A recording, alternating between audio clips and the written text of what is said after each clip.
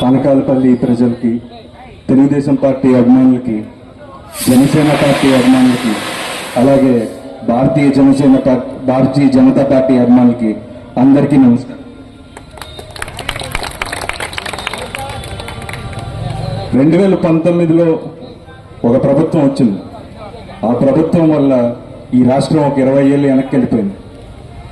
మన భవిష్యత్తుని మనమే కాలు రాసుకున్నాం. ఒక జగన్మోహన్ రెడ్డి అనే అతను గెలిపించి ఈ 5 ఏళ్ళలో ఒక కొత్త కంపెనీ వచ్చింది లేదు, ఒక అభివృద్ధి లేదు. రోడ్లు చూసారు ఎంత దారుణంగా ఉన్నాయో. అసలు ఈ ప్రభుత్వం ఉందా లేదా? ఇలాంటి ప్రభుత్వం మనకు అవసరం? మీరే ఆలోచించండి. ఇంతమంది పవన్ కళ్యాణ్ గారికి అవసరం ఏంటి? ఆయన సినిమాలు వదిలేసి ఇలా రోడ్డు మీదకి వచ్చి మీ అందరి కోసం, మనందరి కోసం ఎందుకు నిలబడాలి? చంద్రబాబు నాయుడు గారు 73 ఏళ్ల వయసులో మన కోసం ఇలా రోడ్ల మీదకి వచ్చి ఎంత కష్టపడుతున్నారు. దేనికోసం? ఆయన చూడని పదవి కాదు, ఏది కాదు, మీకందరికీ మంచి భవిష్యత్తు ఇవ్వాలన్న ఒక ఆలోచనతో వీళ్ళందరూ కలిసి ఒక రావణాసురుడిని అంతం చేయడానికి రాముడు ఎలాగైతే వానర సైన్యం అందరు సాయాన్ని తీసుకున్నారో అలాగే ఈ 3 పార్టీలు కూటమై రావణాసురుడిని అంతం చేయాల్సిన అవసరం వచ్చింది. దానికి మీరందరూ తోడుండాలి. ఈ 5 సంవత్సరాలు పడ్డ బాధ ఇంకెప్పటికీ ఉండకూడదు. కరెక్ట్గా గుర్తితే 13వ తారీఖు బ్యాలెట్ మీద వెళ్ళిపోద్ది. సో మీరందరూ ఆలోచించుకోవాలి. మీ పిల్లలు చదువుకుంటున్నారు, వాళ్ళకి మంచి ఉద్యోగాలు రావాలి, వాళ్ళకి మంచి భవిష్యత్తు ఉండాలి, ఇంకా మంచి మంచి కంపెనీలు రావాలి. ఈ రాష్ట్రం ఎక్కడికో వెళ్ళాలి. మనం తెలంగాణతో పోటీ పడుతున్నాం 2014 నుంచి 19 వరకు. ఇవాళ తెలంగాణ ఎక్కడికో వెళ్ళిపోయింది. మనం ఎంత వెనకబడ్డాం. ఇవాళ ఉద్యోగాల కోసం ఇక్కడ ఉన్న పిల్లలందరూ పక్క రాష్ట్రాలకు వెళ్తున్నారు. అవసరం మనకు? మన రాష్ట్రంలో వనరులు లేవా? సరైన నాయకుడు లేడా? ఎంచుకోవాల్సింది మనమే. మీరందరూ ఆలోచించి ఈ 13వ తారీఖు ఇక్కడ ఎమ్మెల్యే అభ్యర్థిగా కొనతాల రామకృష్ణ గారు పోటీ చేస్తున్నారు. అలాగే ఎంపీ అభ్యర్థిగా సీఎం రమేష్ గారు పోటీ చేస్తున్నారు. సో మీరందరూ 13వ తారీఖు ఎమ్మెల్యే అభ్యర్థికి గ్లాస్ గుర్తు పైన, అలాగే ఎంపీ అభ్యర్థికి కమలం గుర్తు పైన ఓటేసి గెలిపించాలని మనస్ఫూర్తిగా కోరుకుంటున్నాను. అందరికీ నమస్కారం. మరి ఈరోజు మన గౌరపాలెం ఈ పార్క్ సెంటర్ వద్ద మనందరికీ సుపరిచితులు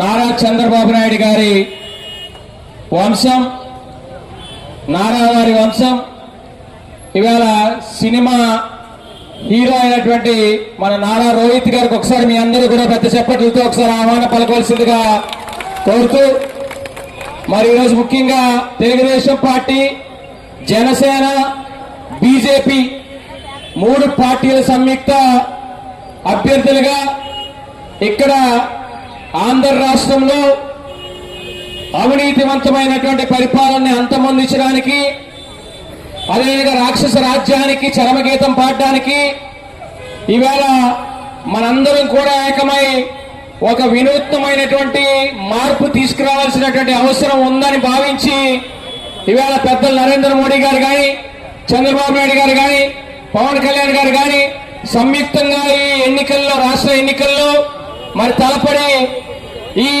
5 సంవత్సరాలు ఏదైతే మనం నరక యాత్ర అనుభవించామో, ఏదైతే జగన్మోహన్ రెడ్డి పరిపాలనలో అనేక ఇబ్బందులు చవి చూసామో అవన్నీ కూడా ఈవేళ మళ్ళీ రూపుమాపడానికి, మళ్ళీ తెలుగుదేశం పార్టీలో జరిగినటువంటి అభివృద్ధిని మళ్ళీ మనం చూడడానికి, మళ్ళీ మన అభివృద్ధిని చేసుకునే వీలు కల్పించడానికి ఈవేళ సంయుక్తంగా ఒక ఎలియన్స్ లో ఈవేళ ఎన్నికలు జరగబోతా ఉన్నాయి.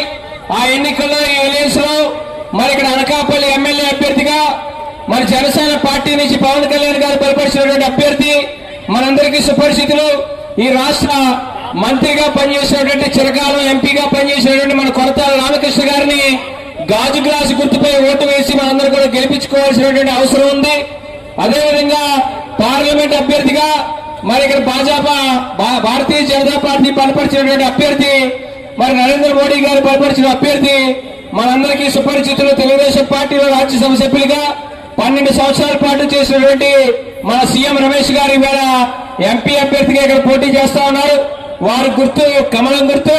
మరి ఈ రెండుకి కూడా ఈ ఎన్నికల్లో సైకిల్ గుర్తు మనకు ఉండదు. కాబట్టి ఈ ఎన్నికల్లో మనకు ఓట్లు వేయాల్సిన 2 ఓట్లు ముందుగా మనకి పార్లమెంట్ అభ్యర్థిగా ఓటిస్తారు.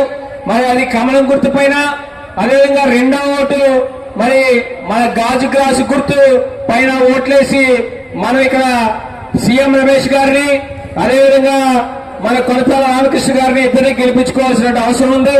అందుకని మన అభ్యర్థుల్ని బలోపేతం చేసే దిశగా ఇవాళ నారా రోహిత్ గారు కూడా వారి పర్యటన నిమిత్తం కూడా ఇక్కడికి రావడం జరిగింది. చేసిన ఇక్కడ అందరు ప్రతి ఒక్కరికి పేరు పేరున ధన్యవాదాలు తెలియజేసుకుంటున్నాం. మనందరూ ఇప్పుడు కోరుకునేది ఒకటే అండి, యువత భవిష్యత్తు బాగుండాలన్నా, రాష్ట్ర అభివృద్ధి జరగాలన్నా డెఫినెట్ గా మన యొక్క ప్రస్తుత జరుగుతున్న జగన్మోహన్ రెడ్డి పాలన ఏదైతే దాన్ని అంతమొందించాలి, రూపుమాపించాలంటే మనందరి సంకల్పమే. డెఫినెట్ గా అదైతే జయం జరుగుతుంది. ఇక్కడికి వచ్చిన ప్రతి ఒక్కళ్ళు సమ్మతితో వచ్చి ఉంటారు. కానీ మనం వెళ్ళి గ్రామాల్లో ఉండండి, మన చుట్టాల్లో ఉండండి, కొంతమంది ఇంకా ఎలా అంటే పథకాలు మభ్యపెట్టి ఆయన ఎంతవరకు ఈ 5 ఏళ్లు పరిపాలించాడు, ఏంటంటే ఇంటికే పెన్షన్ ఇస్తున్నాము, ఆ అమ్మఒడి ఇస్తున్నాము, ఇలాంటి వాటితో మభ్యపెట్టాడు. కానీ వాళ్ళకి తెలియదు మన అభివృద్ధి పరంగా ఎంత వెనకబడి ఉన్నామో, ఒక్కొక్కరి పైన ఎంత అప్పు ఉందనేది వాళ్ళకి తెలియదు. వాళ్ళందరికీ మనం అవగాహన పరచాల్సిన బాధ్యత మనందరి మీద ఉంది. అలాంటి ఎవరైతే మనం తీసుకున్నామో డెఫినెట్ గా జనాల్లో అయితే మార్పు వస్తుంది, మన ప్రభుత్వాన్ని సాధించుకుంటాము. ఇంకొకటి ప్రతి ఒక్కరు చేరవేసేది ఏంటంటే ల్యాండ్ టైటనింగ్ యాక్ట్ అనేది ఒకటి కొత్తది తీసుకొచ్చాడు ఈ జగన్మోహన్ రెడ్డి. మన ఇల్లు రేపొద్దున మన పిల్ల పేరు మీద రాయాలన్నా, లేకపోతే మనకి ఏదైనా ఇబ్బందులుండి దాన్ని ఏదైనా తాకట్టు పెట్టుకోవాలన్నా మన పట్టాల మీద మనకు హక్కు లేకుండా పూర్తిగా నిర్వీర్యం చేసి దాన్ని సచివాలయంలో మన డాక్యుమెంట్లు దాచిపెట్టుకొని మనకి డూప్లికేట్ పత్రాలు ఇచ్చి అవి ఎందుకు పనికి రాకుండా చేసే దిశగా ఒక చట్టాన్ని అయితే సీక్రెట్ గా చాప కింద నీరులో తీసుకొచ్చాడు. అది జనాలకి ఎవరికీ తెలియదు.